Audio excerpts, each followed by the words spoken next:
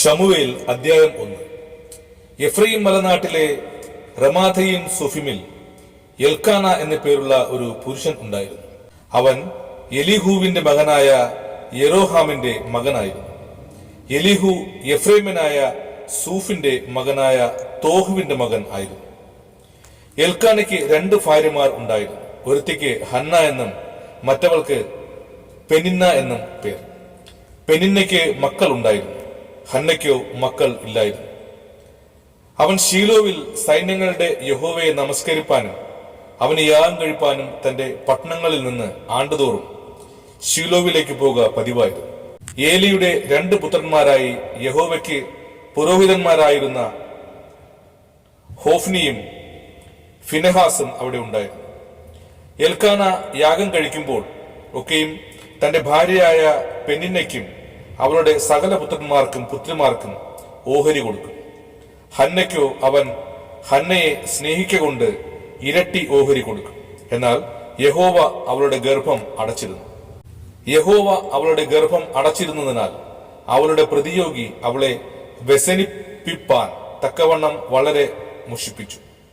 അവൾ യഹോവയുടെ ആലയത്തിലേക്ക് പോകുന്ന സമയത്തൊക്കെയും ആണ്ടുതോറും അവൾ അങ്ങനെ ചെയ്തു പോന്നു.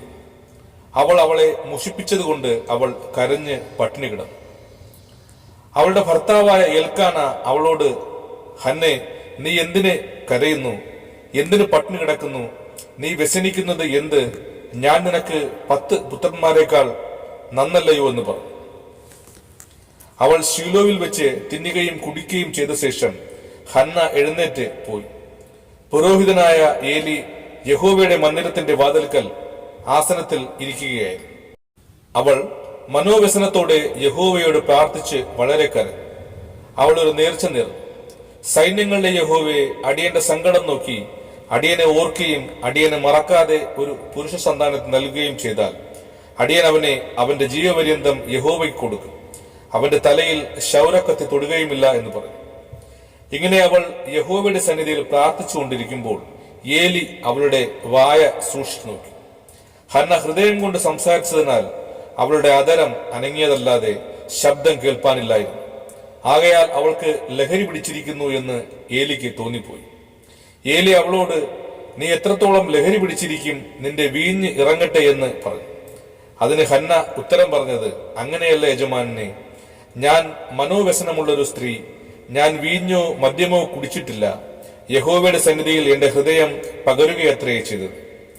അടിയനെ ഒരു നീച സ്ത്രീയായി വിചാരിക്കരുതേ. അടിയൻ സങ്കടത്തിന്റെയും വ്യസനത്തിന്റെയും ആധിക്യം കൊണ്ടാകുന്നു സംസാരിച്ചത്. അതിന് ഏലി, സമാധാനത്തോടെ പോയിക്കൊള്ളുക. ഇസ്രായേലിന്റെ ദൈവത്തോട് നീ കഴിച്ച അപേക്ഷ അവൻ നിനക്ക് നൽകുമാറാകട്ടെ എന്ന് ഉത്തരം പറഞ്ഞു. അടിയന് തൃക്കണ്ണിൽ കൃപ നൽകുമാറാകട്ടെ എന്ന് പറഞ്ഞ് സ്ത്രീ തന്റെ വഴിക്ക് പോയി. ഭക്ഷണം കഴിച്ച് അവളുടെ മുഖം പിന്നെ വാടിയതുമില്ല.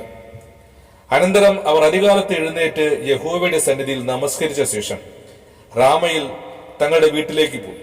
എന്നാൽ എൽക്കാന തന്റെ ഭാര്യയായ ഹന്നയെ പരിഗ്രഹിച്ച് യഹോവ അവളെ ഓർത്തു. 1 ആണ്ട് കഴിഞ്ഞിട്ട് ഹന്ന ഗർഭം ധരിച്ചു, ഒരു മകനെ പ്രസവിച്ചു. ഞാൻ അവനെ യഹോവയോട് അപേക്ഷിച്ചു വാങ്ങിയെന്ന് പറഞ്ഞ് അവനെ ശമൂവേൽ എന്ന് പേരിട്ടു. പിന്നെ എൽക്കാന എന്ന പുരുഷനും അവന്റെ കുടുംബമൊക്കെയും യഹോവയ്ക്ക് വർഷാന്തരയാഗവും നേർച്ചയും കഴിപ്പാൻ പോയി. എന്നാൽ ഹന്ന കൂടെ പോയില്ല. അവൾ ഭർത്താവിനോട്, ശിശുവിന്റെ മുലകുടി മാറട്ടെ, പിന്നെ അവൻ യഹോവയുടെ സന്നിധിയിൽ ചെന്ന് അവിടെ എന്നും പാർക്കേണ്ടതിന് ഞാൻ അവനെയും കൊണ്ടുപോകാമെന്ന് പറഞ്ഞു. അവളുടെ ഭർത്താവായ എൽക്കാന അവളോട്, നിന്റെ ഇഷ്ടം പോലെ ആവട്ടെ, അവന്റെ മുലകുടി മാറും വരെ താമസിക്കുക. യഹോവ തന്റെ വചനം നിവർത്തിക്കുമാറാകട്ടെ എന്ന് പറഞ്ഞു. അങ്ങനെ അവൾ വീട്ടിൽ താമസിച്ച് മുലകുടി മാറും വരെ മകന് മുല കൊടുത്തു. അവന് മുലകുടി മാറിയ ശേഷം അവൾ 3 വയസ്സ് പ്രായമുള്ള ഒരു കാളയും 1 പറ മാവും 1 തുരുത്തി വീഞ്ഞുമായി അവനെ ശീലോവിൽ യഹോവയുടെ ആലയത്തിലേക്ക് കൊണ്ടുചെന്നു. ബാലനോ ചെറുപ്പമായിരുന്നു. അവർ കാളയെ അറുത്തിട്ട് ബാലനെ ഏലിയുടെ അടുക്കൽ കൊണ്ടുചെന്നു. അവൾ അവനോട് പറഞ്ഞത്, യജമാനനെ, യഹോവയോട് പ്രാർത്ഥിച്ചുകൊണ്ട് ഇവിടെ സമീപത്ത് നിന്നിരുന്ന സ്ത്രീ ഞാനാകുന്നു. ഈ ബാലനായിട്ട് ഞാൻ പ്രാർത്ഥിച്ചു. ഞാൻ യഹോവയോട് കഴിച്ച അപേക്ഷ യഹോവ എനിക്ക് നൽകിയിരിക്കുന്നു. അതുകൊണ്ട് ഞാൻ അവനെ യഹോവയ്ക്ക് നിവേദിച്ചിരിക്കുന്നു. അവൻ ജീവപര്യന്തം യഹോവയ്ക്ക് നിവേദിതനായിരിക്കും. അവർ അവിടെ യഹോവയെ നമസ്കരിച്ചു. ആമേൻ.